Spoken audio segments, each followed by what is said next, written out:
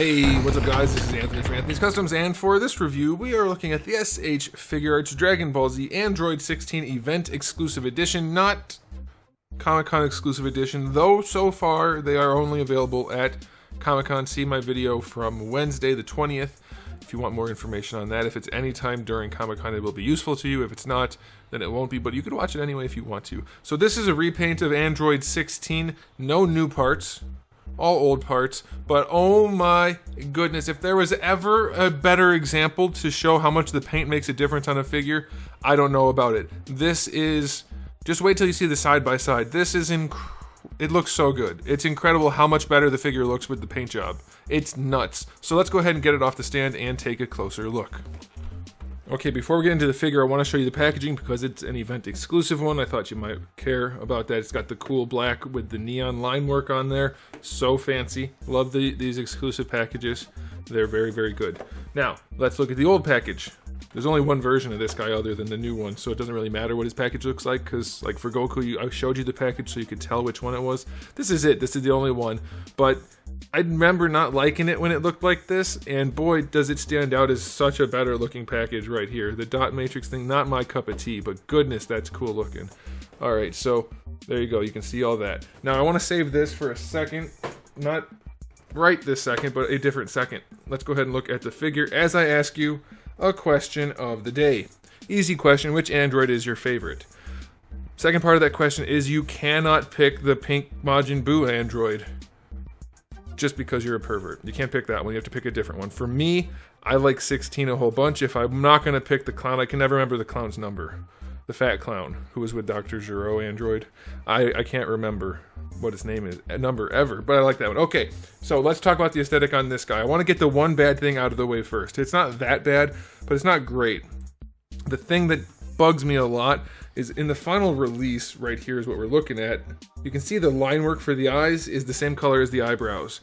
You don't notice that in person too much, but kinda you do, and the reason it bothers me so much is it doesn't look great, but it wasn't like that in these images. The black line work makes the eyes look so much better. So that's a bummer. But that's the only bummer. This guy looks so freaking good. I'm honestly amazed at how much better it looks with this paint job. Because here's the original release, which everybody thought was really cool, and I did too, and I still like it for some reasons, but it's like two entirely different lines of figures here. This one on the right, the new one, the non-glossy neon one, looks like a high-end collectible. That paint job is exquisite. This one on the left looks like a kid's toy, kinda.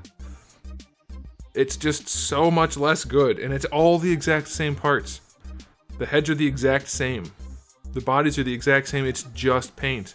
This one on the left had neon green plastic, no paint on any of the green parts. I like the matte bluish gray they had for the undersuit. The skin tone was very pale, the eyes were very comic-y, like non-realistic at all. Which, I mean, obviously there's some argument for that, but it just didn't have any life. Then look at this one. It looks so much better. The skin tone, the molded skin tone, the painted green, the satin black undersuit, it looks so freaking good. I can't get over how much better it looks. So, yeah, the aesthetics on this thing are wonderful. The matte to satin finish on all of the limbs, the undersuit, very nice. This has a little bit more of a satin finish to it, so I like that. The green armor is completely matte finished. Very nice, and it has super subtle shading all the way around. It may not even show up on camera, I think it is, but there is subtle shading all the way around. The chesticles are the best example of that. You can see some on there, but it's everywhere. It's on the boots, it's on the gauntlets, it's on the armor. Gosh, it looks, I can't get over it. This is the best looking Figuarts in a long time. This is easily up there with cooler and probably better because it's so well done. The subtle shading is exquisite. Bandai, do this more. The shading in the hair brings it to life. I love this. This is easily my favorite of the bunch of these SDCC figures. It's so good. So aesthetically speaking, I'm just going to give it 9.9 out of 10. If the eyes had the black line work, it would get a 10 up for the aesthetic. It doesn't have shading on the dark parts, but it doesn't need it because the light parts have such a beautiful shading, such a beautiful paint job. For all of you people out there who like to argue against paint jobs, you're allowed to, but look at the difference. Same exact sculpts. Look at the paint job. Look at the difference the paint job makes. I'm thinking there might be a touch of shading on here, but it's so subtle I can't tell. Either way, it doesn't stand out in the way that it does on the matte finish one, so it doesn't really matter, does it?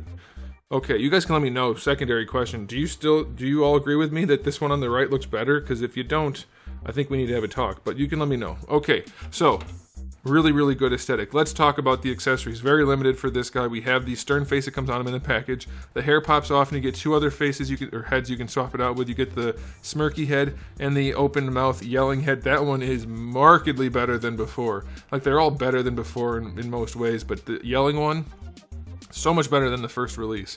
And then we do get the battle damage head. I don't want to spoil anything if you haven't seen the show yet, but we'll just call it a battle damaged head. This one lacks the painting for all the scuff marks, but it does have a much better painting all the way around otherwise. I personally don't know if I like the scuff marks painted or not. I'm kind of leaning towards not now that I see it this way, but it's hard for me to decide, so I'll leave that up to you guys, but now you know what it looks like. We do get the two fist hands and the two open hands, and then of course as we go through the articulation I'll show you how his arms pop off for that signature move. But yeah, accessory wise, it's still lacking a little bit. It's a very basic release, so 7 out of 10, but they do look damn good. I love the heads. I do wish the eyes were painted in black. And yes, I could technically repaint those lines black, but there's no way I'm going to risk painting such a fine line and have a problem on an exclusive like this. Okay, so let's go ahead and talk about the articulation. It's going to be the same as before. Oh, that's the other thing I want to mention. This does look much better than the glossy plastic one, but this matte finish with all this paint, highly susceptible to scratching. So we're going to be very careful with this one, and I'm going to show you the range you can get safely, and hopefully I don't scratch the figure at all. But I'll take a risk of scratching it and something that looks this good any day of the week. We're going to pop the head off. We'll take the hair off first to make it easier. Pop the head off.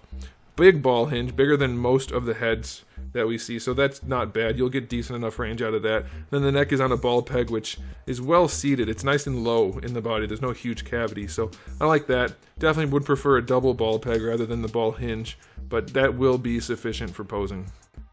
It's interesting they made this out of green because they were already shooting green PVC, and then they painted it orange, but the paint job is nice, so just don't take it off and look at it, and it won't matter. These guys do move. Thankfully, I can move them off of the body a little bit because I'm very scared. I'm very scared of scratching that body, but you can move those out to the side if you want to, even though it's not super accurate. So they're on a ball peg back here each, so you can move those, that's fine. Shoulders are on the old school ball peg, which I so prefer to the poorly implemented ball or a butterfly joint we see on most figures these days. It's just a big ball peg that moves around nicely with a cap, so I love that. The shoulders get perfectly good range out to the side, all the way up, better than horizontal. Full rotation, of course, not counting where I have these right now, so that's fine. Bicep swivel is fine. Double jointed elbow is not the best. It's not the best implemented elbow we've seen in a Figuarts figure. It's just better than 90 degrees, so that's a bit of a bummer. He does have fairly ugly elbows, and it's a weird joint. And so now we can talk about this part. These guys are painted really nice in here. They have like a glow effect, kind of. Silver with a little bit of yellow in the middle, and then that is just silver, so I don't know if that's accurate, I don't remember, but they do pop off for that effect, and they stay on pretty well if you snap them on all the way, so that's fine. The wrists are on ball hinges. Not a ton of range given the gauntlet and the size of the hand. The ball hinge should be a lot bigger than that, but it's okay. Remember, this is a very old release that's just been repainted, so it is a little bit dated in some ways, but I do love those shoulders. Now for the torso, I have to be super careful on this. It leans back only about that far, so pretty limited range there. Pull it out a little bit there. And it leans only that far forward, so not the best range in the torso on this guy. Not that he needs to be super acrobatic, but it's pretty limited. Leaning to the side is very nice, however, so that's pretty good. The rotation is pretty good. Be careful with the rotation, but you can get a little bit. You can also rotate it at the waist. The skirt armor stays connected to the upper body, so that gives you some more posability. You do get a little hinge on each one of these guys. That'll help for posing, but I would definitely move these first, then move the legs, so you don't get any transfer of paint. Alright, so we're going to just leave these out of the way now. For the hips, we have the old style drop down, the hinge ball peg, which is definitely not my favorite, but let's see how it works on this guy. I don't remember him having very limited range, but apparently his legs have very limited range. The drop down never, ever gives better horizontal range, just for the record. It's not made to. It's made to give better range going forward, and he can kick pretty well. It does bring it out to the side just a little, but he kicks a little bit better than horizontal, I would say. So that's nice. You can also lean this forward and back. I didn't mention that. There's a ball peg on here, so you can lean it forward and back and side to side at the waist. So you can kick high enough. I'll take that, not bad. Bring the leg back. Yeah, you can do it. It's definitely not the best looking thing in the world, but it is functional. You get a thigh swivel out of it, so it's okay. Again, it's a very dated mold, but it's definitely functional enough. The knees, not great range. He's a little thick. A little bit better than 90 degrees only, which is a bit of a bummer. Not too gappy though, so I'll take that. But definitely an old mold, once again. And then for the ankles, double ball peg. If you had a bigger ball peg in the bottom, it would work much nicer. You have a very tiny one and a big one up in the ankle. But it's so far recessed that you're not getting much range out of this. It's very, very limited. It's basically just for adjustment posing, and then a not good toe hinge. So yeah, not great articulation, very old mold, but I'm sure many of you are happy to see it get reissued in some way or another. And it just so happens to be reissued with one of the best paint jobs they've ever done. So articulation, I'm only going to give it a 5 out of 10, too many problems. Hips aren't great, ankles aren't good. I could go higher. Shoulders are nice.